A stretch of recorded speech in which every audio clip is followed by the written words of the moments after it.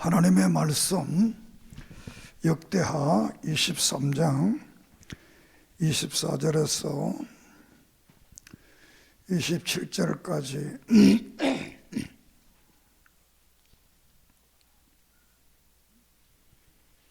이 열왕기하 23장 24절에서 27절까지 말씀을 같이 봅니다. 요시야가 또 유다 땅과 예루살렘에 보이는 신접한 자와 점쟁이와 드라핀과 우상과 모든 가증한 것을 다 제거하였으니 이는 대제사장 hil기야가 여호와의 성전에서 발견한 책에 기록된 율법의 말씀을 이루려 함이라. 요시야와 같이 마음을 다하며 뜻을 다하며 힘을 다하여 모세의 모든 율법을 따라 여호와께서 돌이킨 왕은 요시야 전에도 없었고 후에도 그와 같은 자가 없었더라. 그러나 여호와께서 유다를 향하여 내리신 그 크게 타오르는 진노를 돌이키지 아니하셨으니 이는 므낫세가 여호와를 경노하게 한 그 모든 경노 때문이라. 여호와께서 이르시되 내가 이스라엘에 물리친 것 같이 유다도 내 앞에서 물리치며 내가 택한 이 성 예루살렘과 내 이름을 거기 두리라 한 이 성전을 버리리라 하셨더라. 아멘. 하나님 은혜를 참으로 감사함을 드립니다. 한 주간 동안도 은혜의 기적 속에 살게 하시고 오늘 또 하나님 앞에 나와 마음과 뜻과 정성 다 드리게 하심을 감사합니다. 이 시간 우리의 마음의 문을 열어주시고 귀를 열어주시고 눈을 열어주시사 하나님의 말씀을 들을 때 깨닫고 회개하고 감동받고 새로운 믿음의 각성과 각오가 불릴 듯이 일어나게 해 주시옵소서. 이 시간도 예수 그리스도 이름으로 이적과 기적과 표적과 능력이 이 교회에 나타나게 해 주시고 우리의 삶들이 믿음의 아름다운 간증들로 채워지게 해 주시옵소서. 종을 붙들어 주시고 열왕기 하를 통한 이 말씀의 진리를 그대로 증언하게 해 주시옵소서. 예수님의 이름으로 기도드립니다. 아멘. 방금 읽은 이 말씀은 유다왕 16대 요시야 왕에 대한 말씀이 됩니다. 이 요시야는 그 당시 대제사장 hil기야가 이 하나님의 성전에서 율법책을 발견하고 그 율법책을 보고 그 율법책에 기록된 모든 말씀을 지키기 위해서 마음을 다하고 뜻을 다하고 힘을 다했다 이렇게 말하고 있습니다. 그리고 이 요시야와 같은 왕은 전에도 없었고 후에도 없었다. 정말 성경 속에 가장 믿음으로 살았던 왕이라 이렇게 성경 자체가 칭찬을 하고 있습니다. 이 말씀을 보면서 우리들도 우리의 시대에 정말 이 요시야처럼 마음을 다하고 뜻을 다하고 힘을 다해서 우리 주님이 보실 때 정말 너는 믿음으로 살았다 이렇게 할 수 있는 남은 생애의 길이 되기를 바랍니다. 그러면서 그 뒤후에는 이 부정적으로 이제 말씀을 하고 있습니다. 므낫세라는 이제 왕이 지은 그 잘못 때문에 하나님께서는 남쪽 유다도 북쪽에 있는 이스라엘이 망한 것처럼 남쪽 유다도 망하게 하겠다. 그리고 성과 성전이 다 없어질 것을 여기에 말씀을 하고 있습니다. 그 므낫세는 뭘 잘못했느냐? 므낫세는 가장 잘못한 것이 인신제사를 드렸다. 인신제사를. 이방의 가장 잘못된, 인류 역사상의 가장 잘못된 것이 사람을 제물로 드리는 그런 제사를 드렸다. 이렇게 21장 6장의 6절에서 말씀을 합니다. 그래서 그의 지은 죄 때문에 대표적으로 남쪽 유다가 망한다. 이렇게 말씀을 합니다. 오늘은 우리의 시대에도 한 사람 때문에 가정이 고통을 당하고 나 한 사람 때문에 하나의 단체가, 국가가, 또 세계 전체가 아픔을 당할 수 있는 이런 일들이 오늘 또 있습니다. 우리는 이 세상을 살아가면서 늘 혼자 사는 것 같지만 혼자가 아니고 우리는 더불어 살아가는 거다. 믿습니까? 나 혼자만 살 수 없는 더불어 살아가는 거. 그 하모니는 사람인 자를 납대기 2개가 기대고 있잖아요. 그 뜻은 사람은 혼자는 살아갈 수 없다. 2 사람이 서로 의지하면서 살아가는 거다. 그러니까 이 사회는 혼자 사는 게 아니고 더불어 같이 사는 겁니다. 정말 이 사회에 살아가면서 우리 모두가 상대의 버팀목이 되어지는 그런 생활이 되기를 바랍니다.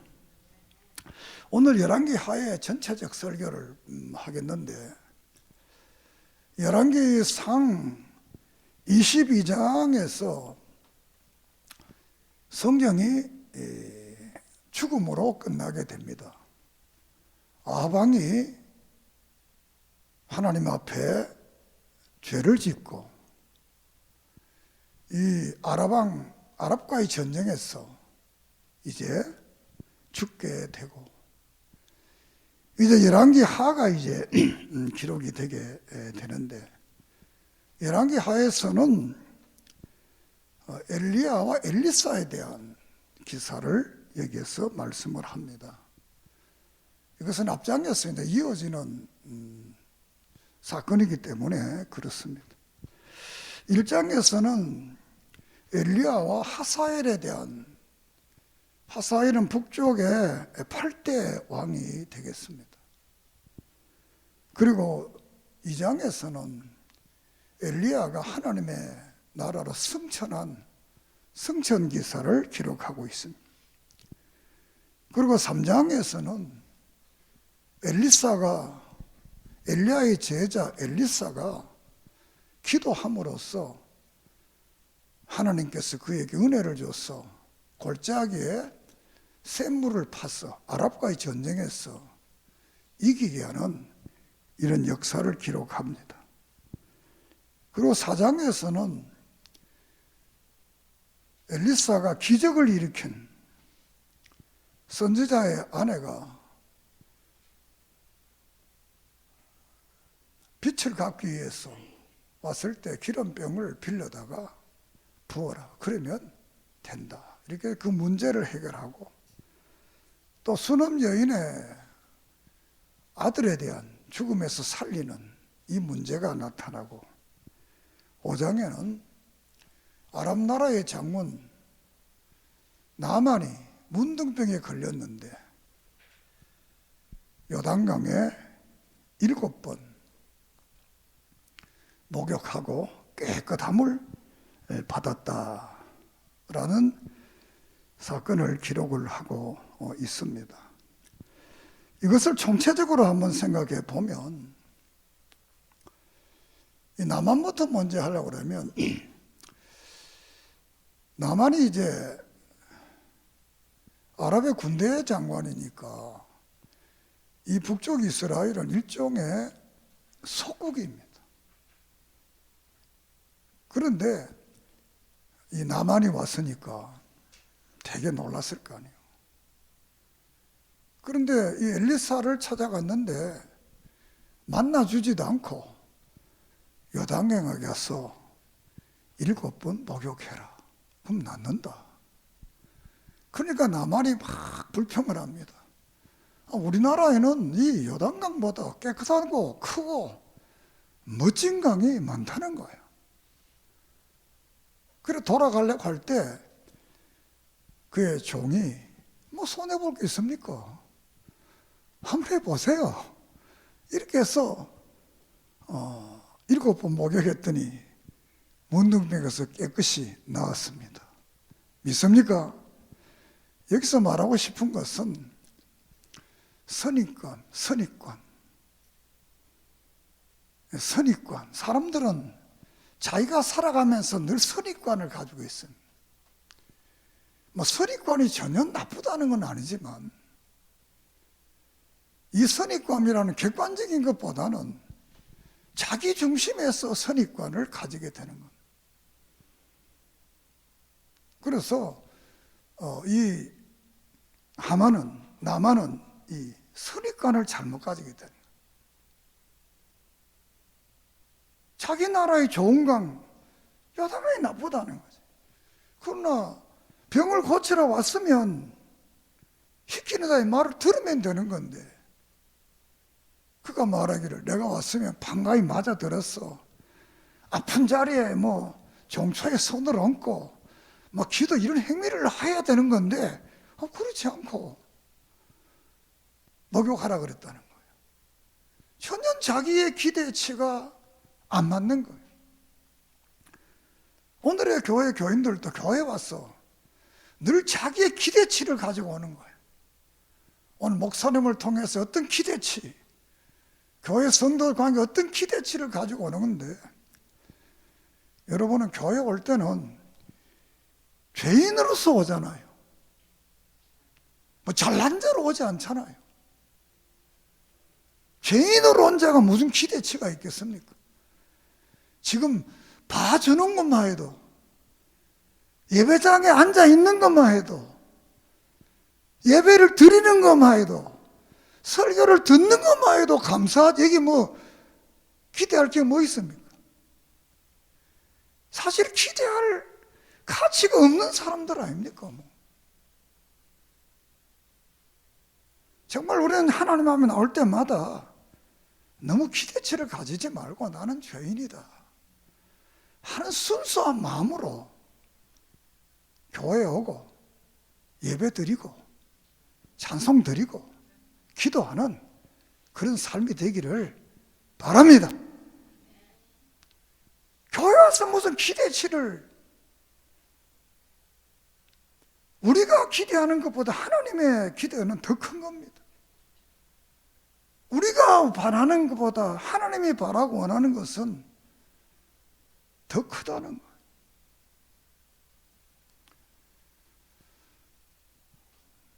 요한복음 11장에 나사로가 죽었어요. 마리아 마르다의 기대치는 뭡니까? 빨리 와가지고 이 고쳐줬으면 안 죽을 건데, 사흘이나 4일이나 지난 후에 예수님이 왔잖아요. 기대치와 예수님이 하고자 하는 일은 다른 거예요. 예수님은 하나님이시잖아요. 그 예수님은 나사로의 집에 일찍 가지도 않고 늦게 가지도 않고 정한 시간에 간 거예요. 믿습니까? 오늘 우리가 하나님 앞에 그걸 왜 늦으십니까? 왜 하나님 늦으십니까? 왜 빨리 안 들어줍니까? 왜 빨리 안 해줍니까? 왜 이렇습니까? 우리 인간하고 하나님하고 다르잖아요. 여러분의 문제, 일들, 여러분 생각으로 해결했으면 하나님 믿을 필요 없습니다. 왜? 여러분이 하나님보다 높으잖아요. 그리고 하나님은 여러분의 기대치를 충족시키는 그 하나님밖에 안 되잖아요. 하나님은 우리의 기대치보다 더 크시고 위대하신 분입니다. 믿습니까?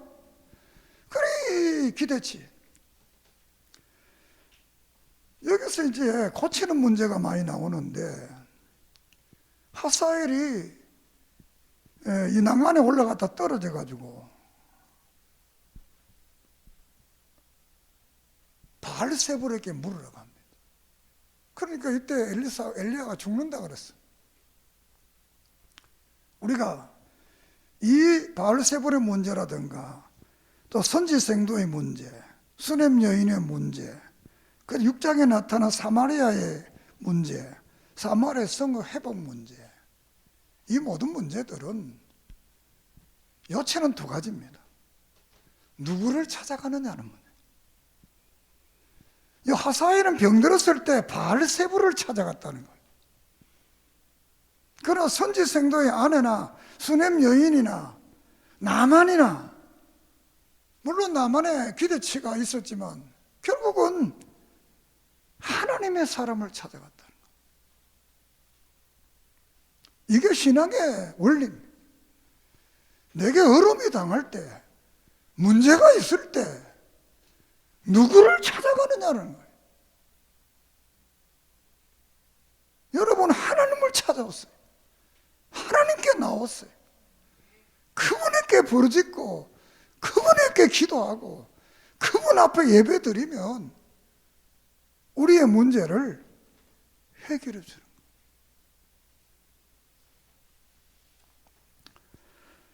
또 기대치에 대한 말이 엘리야와 엘리사의 관계인데,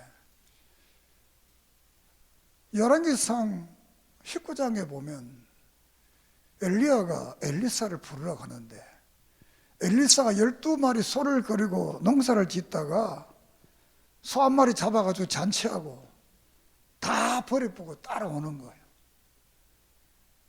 따라와서 이 길갈에 오니까, 야, 이제 따라오지 마라, 여기 있어라. 오라 그럴 때는 언제고, 따라오지 마라 그럴 때는 언제고. 그렇잖아요. 그리고 또 베델에 갔는데 또 따라오지 마라 그러는 거예요. 또 여리고에 갔는데 그것도 따라오지 마라는 거예요. 요단강에 또 따라오지 마라는 거예요. 이것을 보면 나는 참 많은 걸 느낀.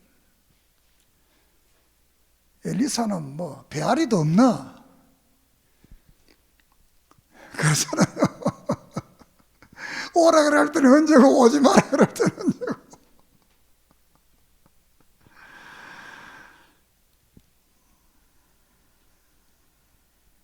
엘리야의 생각과 엘리사의 생각은 다른 거예요. 오늘 우리는 늘 자기 생각만 하는 거예요. 자기 생각만. 자기 중심으로 늘 선입감을 가지고 있는 거예요. 오늘 예배 후에는 자신의 선입감을 다 버리고 전능하신 그분만 의지하는 은혜가 있기를 바랍니다. 그리고 이 3장에서 여호사밧과 여호람에 대한 기사인데, 이제 아락과 전쟁이 나서 물이 떨어진 거예요.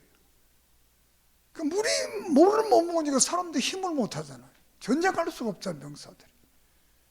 그런데 기도하는데 엘리사가 그럽니다. 내가 지금 기도하는 거는 이 북쪽왕과 남쪽 여호사밧이 이제 연합해서 전쟁을 하는 건데, 아랍과. 북쪽 왕 여호람 당신 보고 내가 기도하는 게 아니고 남쪽 왕이 여호사밧 때문에 내가 기도한다. 참 이것을 보면서 느낀 것은 결국은 이 여호람은 여호사밧 때문에 전쟁에 승리하게 돼.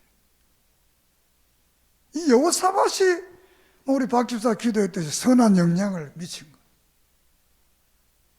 오늘 우리 믿음의 사람들은 나를 통해서 다른 사람들을 구원케 하는, 위기에서 건지게 하는 이런 믿음의 사람들이 되기를 바랍니다.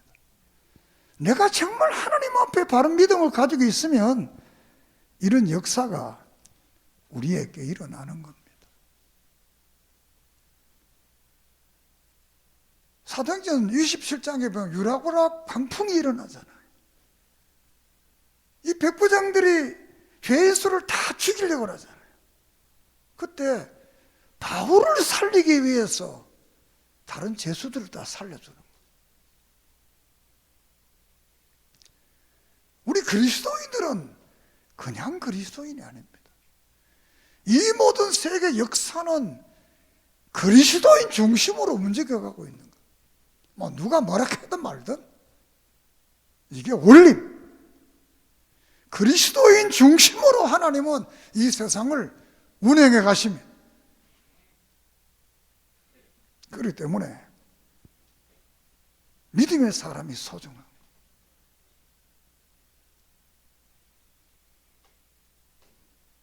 소돔과 고모라상이 심판할 때 10명의 신자가 없었잖아요. 예레미야 5장에 보면 정말 한 사람의 바른 신자가 없었잖아요. 이 땅 외에도 오늘 우리가 정말 바른 믿음의 삶을 살아간다면 이 코로나 어려움도 모든 것도 다 승리할 줄을 믿습니다. 우리가 문제가 있을 때는 하나님께 나오라. 자, 그리고 이제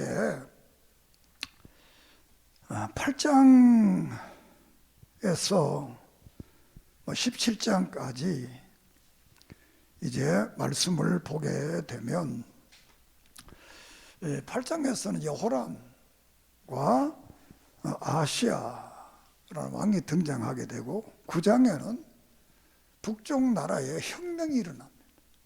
에후라는 사람이 혁명을 일으킵니다.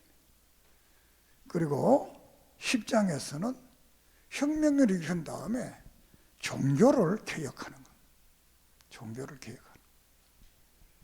그런데 여기서 이제 중요한 것은 이 에후는 앞에 19장에, 열왕기상 19장에 보면 이 엘리야가 왕으로 기름 부어 세우는 거예요.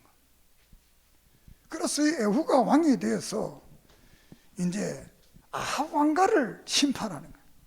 아합과 이세벨, 그리고 바알, 아세라, 이 모든 신들을 이제 심판을 하고 이제 국가를 새롭게 하는 이런 일들을 하게 됩니다. 이 일들 때문에 성경은 10장 10절 이하에서 말하기를 내가 너희들의 자손들을 내가 4대를 축복해서 왕이 되게 하겠다.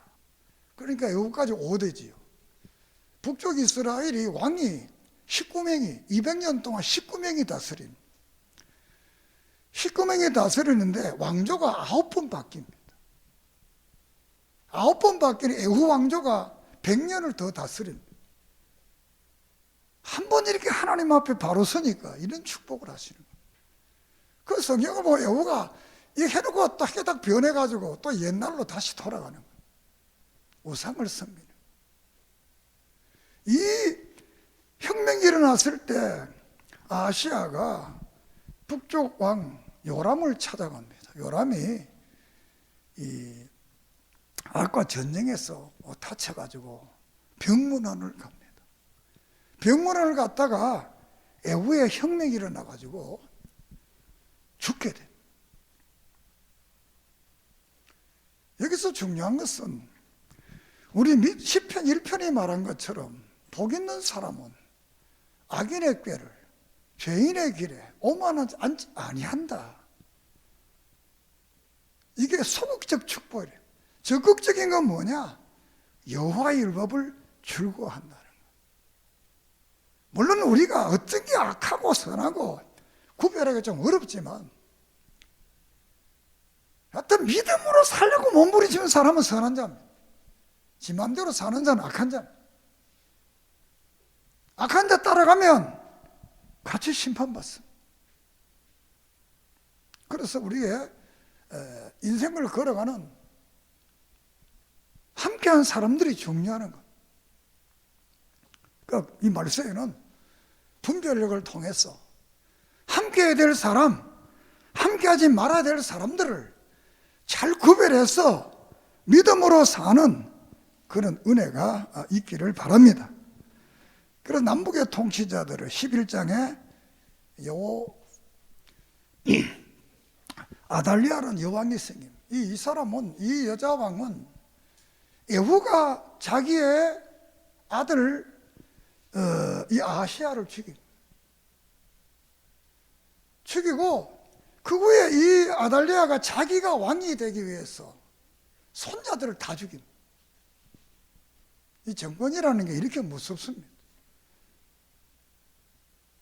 그 역사를 여기 이제 기록을 하고 있고 12장에는 유일하게 그 죽음에 살아났던 요아스가 왕이 된 것을 기록을 하고 있습니다. 그리고 13장에는 여호아하스, 14장에는 여로보암 2세에 대한 왕. 이 여로보암 2세는 북쪽 나라의 가장 부강한 때입니다. 이때는 자주국가입니다. 이웃 나라에 조공을 안 바치고 독자적인 국가를 가졌을 때가 이 여로보암 2세입니다. 이때는 남쪽 유다인데, 유다에는 우시아 왕인데, 이 우시아 왕도 이 남쪽도 이때는 독립국가입니다. 이웃 나라에 때로는 이 북쪽 이스라엘에 세금을 안 바치는 이런 나라로 되는 그런 역사를 여기에서 이제 기록을 하고 있습니다. 16장은 이 므낫세와 함께 가장 남쪽 왕에서 악했던 왕, 인신 제사를 드렸던 아하스를 기록하고 있습니다. 그리고 17장에는 호세아, 북쪽 마지막 왕 호세아를 통해 나라가 멸망되는 것을 거기에 기록을 하고 있습니다. 이게 이제 연대로는 BC 722년.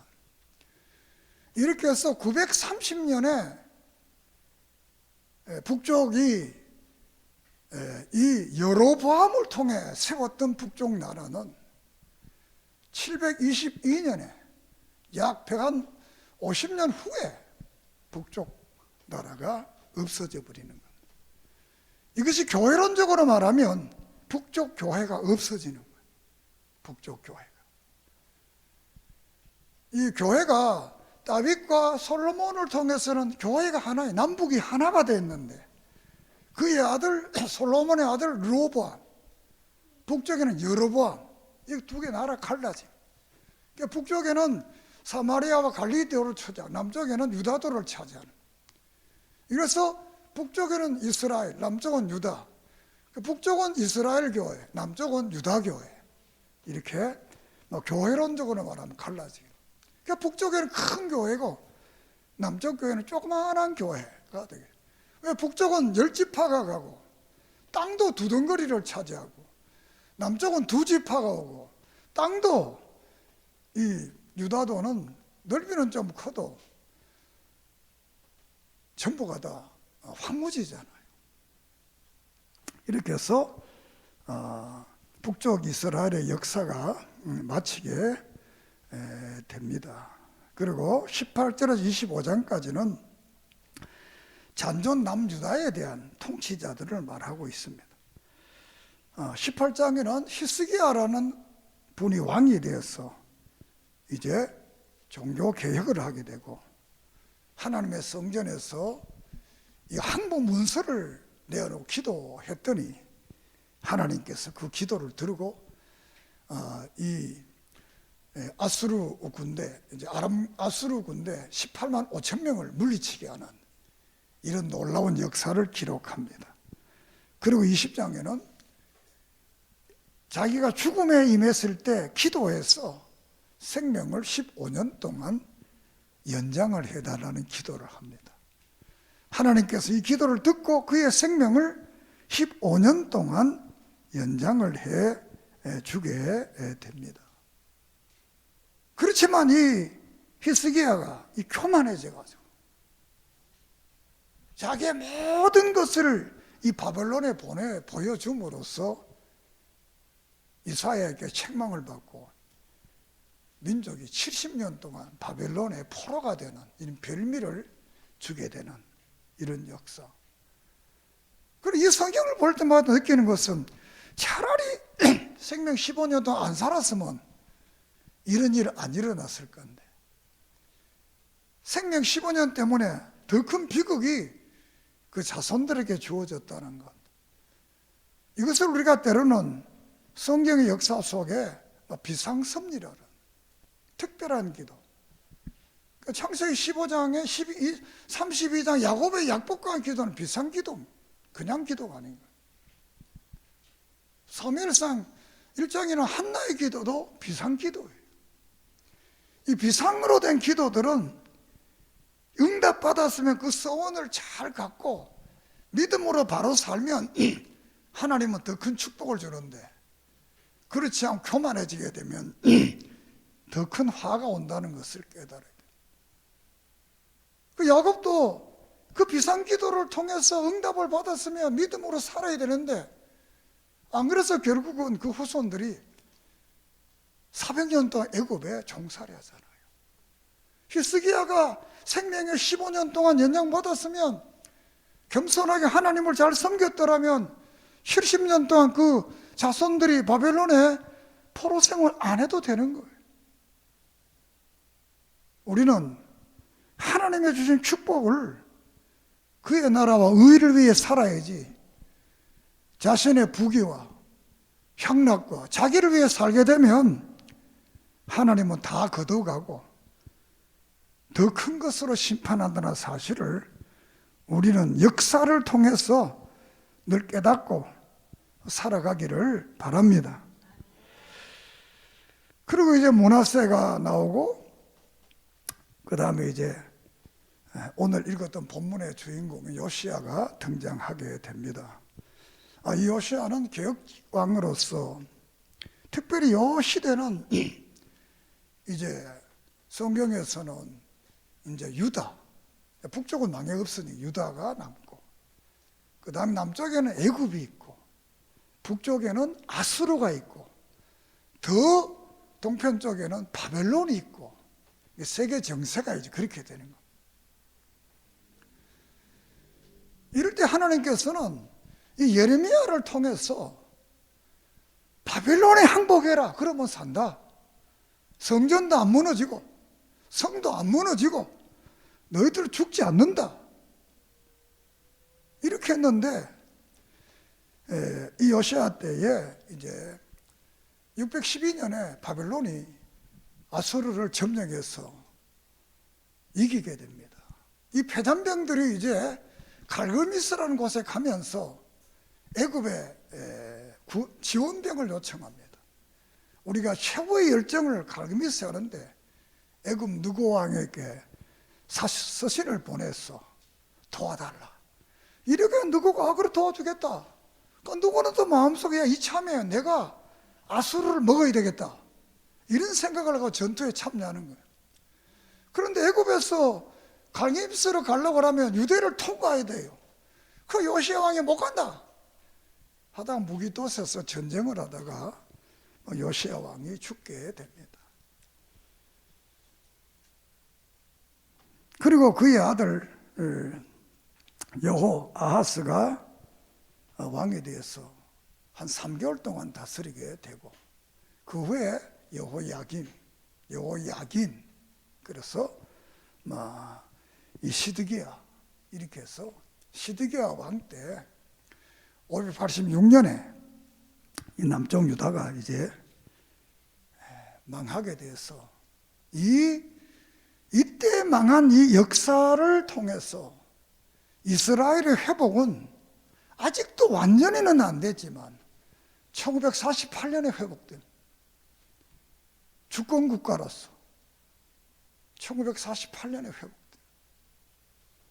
이거는 성경의 역사가 그대로 이루어지는 것이다.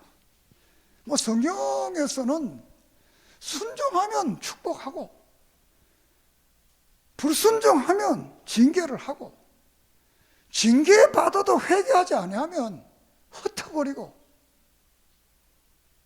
그리고 그 중에 남은 사람들을 내가 지켜주겠다. 너희들을 흩어버린 그 이방 나라를 다 내가 심판하겠다. 그리고 때가 되면 너희들은 고향으로, 고국으로 다시 돌아온다. 마지막은 뭐냐? 메시아가 오게 되면 천국이 이루어지고 이방인들도 다 믿음으로 살게 된다. 믿음으로 구원받는다. 이 역사를 말합니다.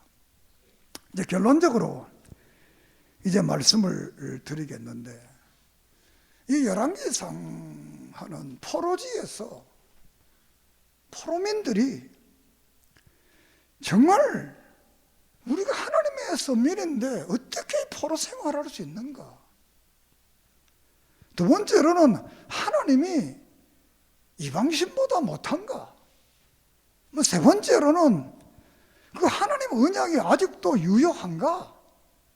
이 질문에 대한 답입니다. 이 답으로서 이 열왕기상하에서는 너희들이 지금 이렇게 포로가 된 것은 하나님이 힘이 약해 그런 게 아니고 너희들이 조상들이 죄를 지어가지고 죄의 징계를 받는 거다. 그리고 아직도 하나님의 언약은 유효하다. 유효하다.